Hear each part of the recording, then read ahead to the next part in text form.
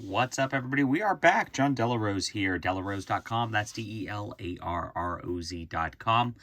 I am a #1 best-selling author and an award-winning comic creator. I have my links in the description below if you like my taste in comics. Of course, we're trying to cover indie stuff like Bermuda because I'm an independent comic creator myself, and I would love for you to check out my work. So please go to the description below, check that out, support the channel, support us. Thank you so much, guys. All right.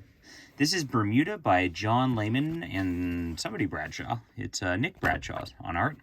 And I usually do graphic novel reviews. I don't buy single issues as a rule, but as you can see, Mr. Layman signed all these for me, so that's that's what I've got right now. There is a collected edition of Bermuda, which has come out from IDW this week, so pick that up if you have not done so already. This is an interesting tale.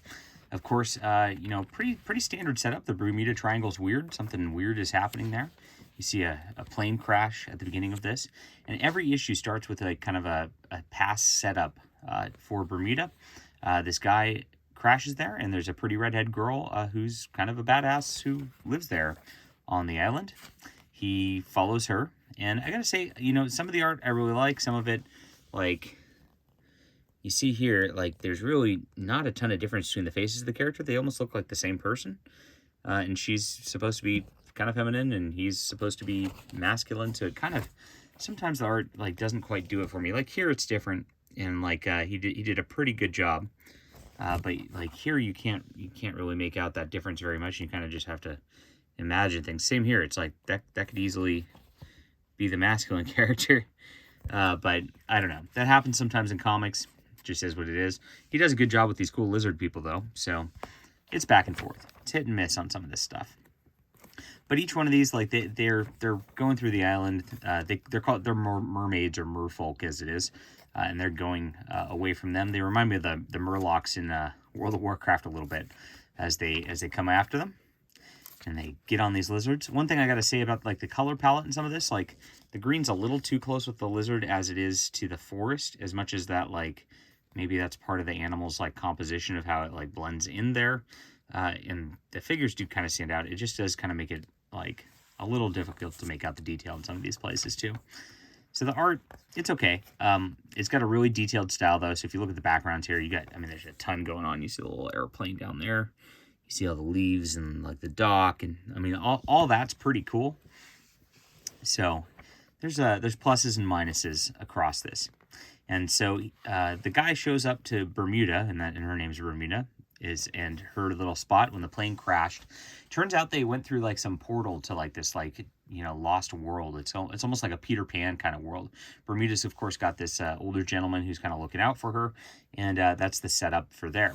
Now, his father, the guy who is here, is setting something up to go off looking for them. He kind of knows there's a problem there, and he's actually got this giant, like, corporate oil rig thing, like, set up to go look at that. Pretty short and sweet, and then you get all these, like, variant cover looks in the back. You can see Nick Bradshaw's lines without colors. It's a little on the busy side, but it is, there's a lot going on there. It's pretty cool. And then you can see the difference with the colors also. So pretty neat contrast on that. Here's another one with his dinosaurs. And then Arthur Adams did this cover. See, she looks a little more feminine with Arthur Adams' look here. This one's by Dan Panosian, I guess. And that is it. So you get some extras in there. I'm sure those will be in the graphic novel edition as well. So over this, they're kind of like searching for his sister at this point. And his sister was taken captive by pirates, I guess. Or no, she was taken by the merfolk.